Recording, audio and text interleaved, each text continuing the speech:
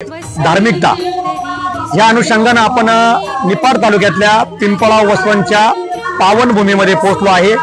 छत्रपती शिवाजी महाराज नगर या रोडच्या विभागानं स्वामी समर्थ संस्थान याची काही वर्षापूर्वी निर्मिती झाली। हा संपूर्ण इतिहास आपल्याला जाणून घ्यायचा आहे।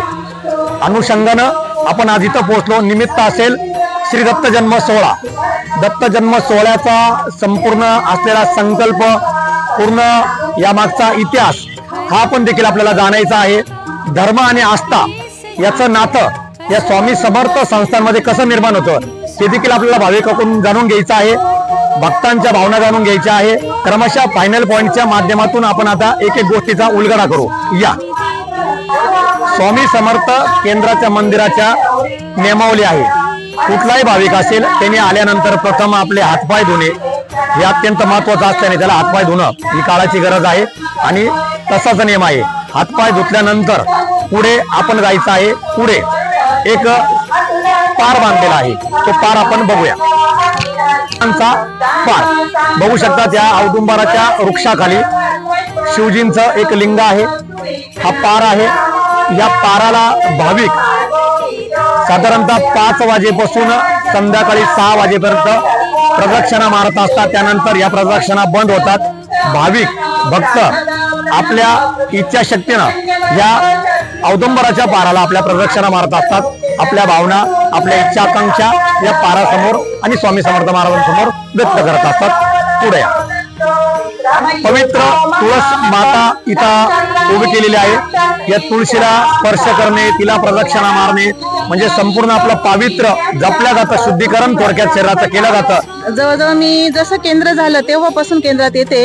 म्हणजे मी अगदी शाळेत असताना 9वीला असतानाच हे केंद्र स्थापन झालेलं आहे। म्हणजे इथे मंदिराची पण बांधकाम पण झालेलं नव्हतं, मोकळ्या मैदानात आरत्या होत होत्या, तेव्हापासून मी केंद्रात येते आणि आतापर्यंत म्हणजे केंद्रात आहे, म्हणजे सेवा करत आहे।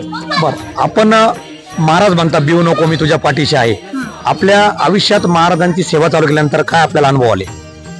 अनुभव जर सांगायचे म्हटले तर महाराजांनी मला इतकं काही दिलेलं आहे ना की मी त्याचं अगदी शब्दात सुद्धा वर्णन करू शकत नाही। कारण मी 9वीला असल्यापासून, शाळेतून असल्यापासून इथं येते आहे, तेव्हापासून मी जे जे मागितलं महाराजांकडे देते मला महाराजांनी दिलेलं आहे। म्हणजे माझं शिक्षण झालं आणि लग्न झाल्यानंतर सुद्धा मला महाराजांनी परत ह्याच केंद्रात आणलं। महाराजांनी मला इथं त्यांच्या जवळच, म्हणजे केंद्राच्या जवळच माझी सर्व्हिस पण आहे। इथल्या मंदिराच्याच पाठीमागच्या शाळेमध्ये मी ड्युटी करते। इथेच एकदम जवळच मला महाराजांनी प्लॉट मिळवून दिला, माझं घर झालं, माझे छान मुलांचे शिक्षण झाले। म्हणजे महाराजांनी मला सर्वच दिलेलं आहे इथे आल्यापासून।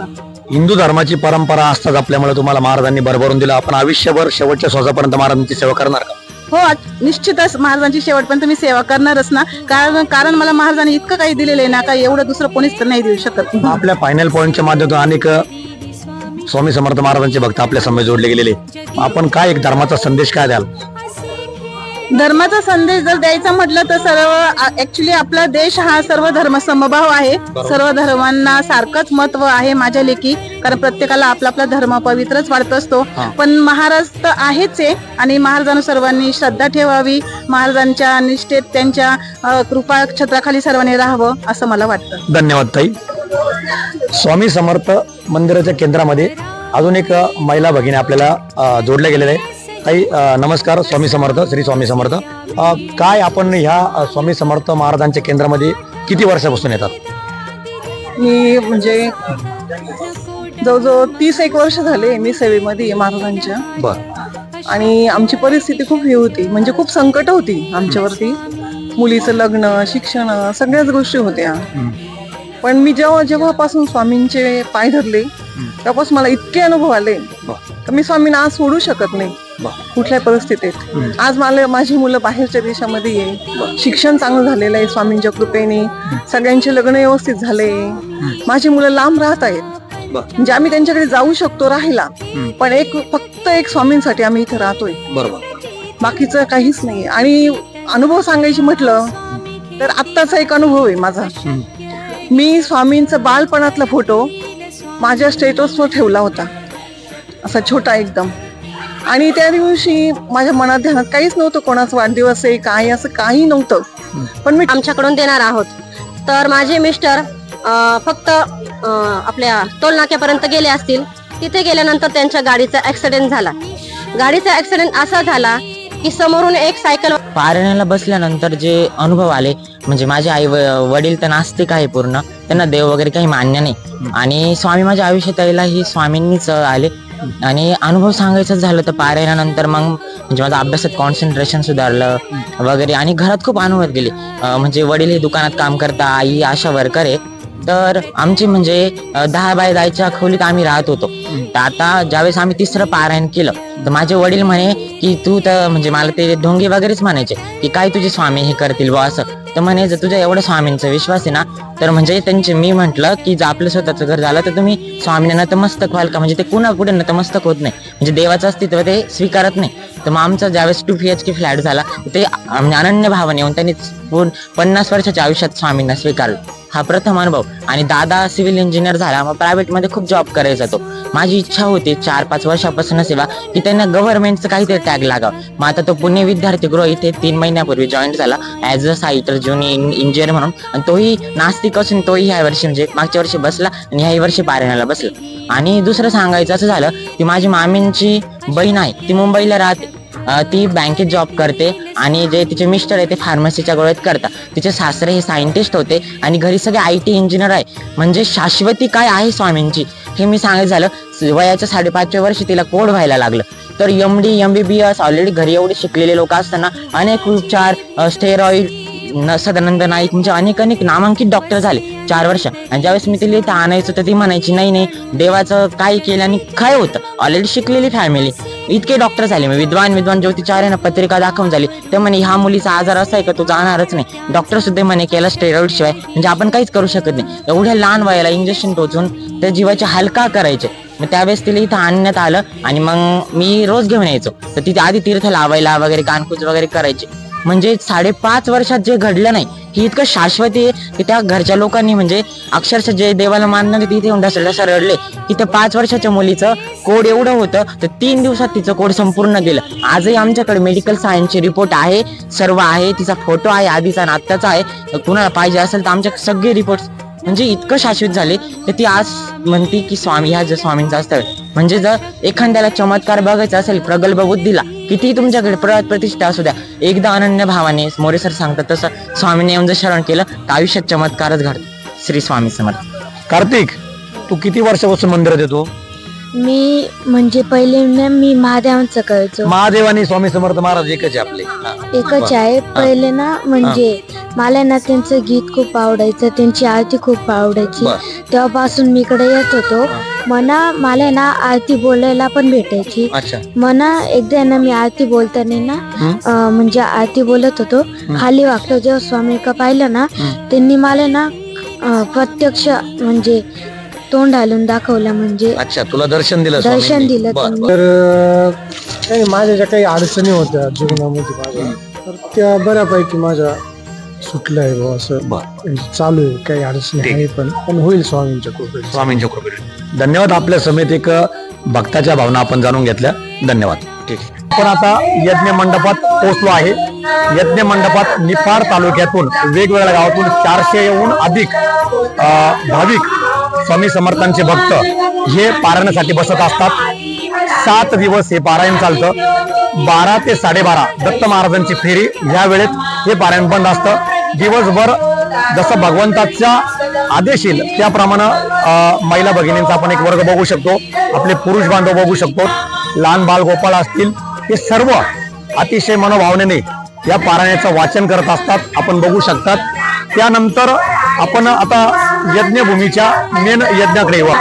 आपण आता जिथं यज्ञ चालतो या यज्ञाच्या आपण मेन मंडपात आलेलो आहे. या यज्ञभूमीच्या मंडपात आपण आलेलो आहे. 7 दिवस वेगवेगळे याग इथं चालतात. सर्व प्रकारचे चौरंगांची मांडणी इथं झालेली आहे. जिथं यज्ञ केला जातो ते यज्ञ आपण बघू शकतात. यज्ञाचा जो मोठा राऊंड बनवलेला आहे, एक चक्र, गोल चक्र स्वरूपात, आणि यामध्ये सर्व यज्ञाचा स्वरूप इथं निर्माण होत असतात. तर अतिशय पावन असा हा यज्ञाचा सगळा सोहळा गेल्या 7 दिवस इथे चालत असतो. बघू शकतात आपण त्या मूर्तीचं स्वरूप जणू काही स्वतः स्वामी समर्थ महाराज इथं प्रकट झालेले आहे. महाराजांच्या डोळ्यामधलं तेज असेल, महाराजांचं संपूर्ण स्वरूप असेल, अतिशय दिव्य स्वरूप इथं महाराजांचं आहे. आणि त्याच प्रकारे इथल्या महाराजांचा पहाटे 5 वाजेपासून ही सेवा चालू होते. पहाटे 5 वाजता महाराजांना स्नान घातले जातं, मंदिराची स्वच्छता केली जाते, सर्व प्रकारचे मंत्रविधी केले जातात. आणि आता 7 दिवस दत्त जन्म सोहळा असल्यामुळे 3 वाजेपासून हे मंदिर उघडलं जातं आणि मंदिर उघडल्यानंतर 3 वाजेपासून हा क्रम चालतो. आपण आता या दत्त जन्माच्या सोहळ्यामध्ये विना, या विण्याचं आपण रहस्य जाणून घेऊया. चालवली जाते. या विनासाठी सकाळी 8 ते संध्याकाळी 8 या महिला भगिनी असतील, माल जपन असेल, विना असेल, ज्या सर्व इथं केल्या जातात. त्यानंतर संध्याकाळी 8 ते सकाळी 8 24 तास अखंडपणे ही विना, याचा ध्वनी इथे चालू असतो. ही विना खाली ठेवल्या जात नाही. आलटून पालटून महिलांच्या जागी महिला, पुरुषांच्या जागी पुरुष, हा धर्माचा सोहळा सगळा जपला जातो. आणि वारकरी संप्रदायाने विना आणि माळ जपन ज्याचं महत्व आहे ते स्वामी समर्थ महाराजांच्या केंद्रामध्ये केलं जातं. आपण बघू शकतात, या 2 महिला भगिनी असतील, काही माता भगिनी असतील, यांचं पठण चाललंय. माळची जपली जात आहे, विना वाजवली जात आहे, तिकडे देखील माळ जपली जात आहे. आणि बाहेरच्या भागामध्ये आपण बघू शकतात तिथे मंत्रपठण हे देखील या महिला भगिनी करत आहे.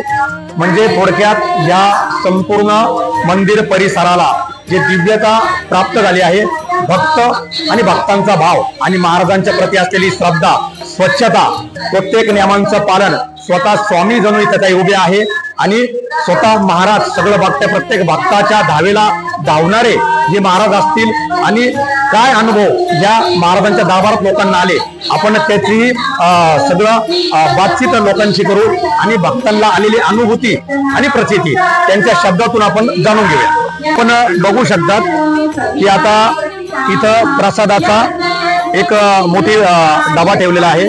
प्रसाद वाटप देखील केले जाते. 3 टाइम प्रसाद दिला जातो, सकाळच्या प्रहारामध्ये, दुपारच्या प्रहारामध्ये, संध्याकाळच्या प्रहारामध्ये. आणि प्रत्येक भाविकाला महाराजांचा प्रसाद दिल्यानंतर तो आशीर्वाद आणि तीर्थ हे दिलं जातं. पिंपळगाव वस्वांच्या स्वामी समर्थ केंद्रामध्ये आपल्या फायनल पॉइंट या चॅनलच्या समवेत संपूर्ण महाराजांची नित्य सेवेकरी आपल्या समवेत जोडले गेलेले आहे. सर, नाना भाऊ आपलं सर्वांचं, आता आपल्या सर्व वसवंतला संपूर्ण देश पण ओळखतात. द्राक्ष पंढरीची शेती ओळखली जाते, व्यापाऱ्यांची भूमी म्हणून. कुठल्याही प्रकारची काही अडचण आली ते सगळे जातीने धावून येतात, सगळे राजकीय जोडे बाहेर ठेवून आणि प्रत्येक उपक्रमामध्ये सहभागी होतात. कार्याचा हा ध्वज प्रत्येकाने ज्वलंत ठेवा. मी फायनल पॉइंटच्या वतीने आपल्या स्वामी समर्थ महाराजांच्या केंद्रामध्ये सर्व सेवेकऱ्यांचे विशेष आभार मानतो. खूप खूप धन्यवाद. धन्यवाद. श्री स्वामी समर्थ.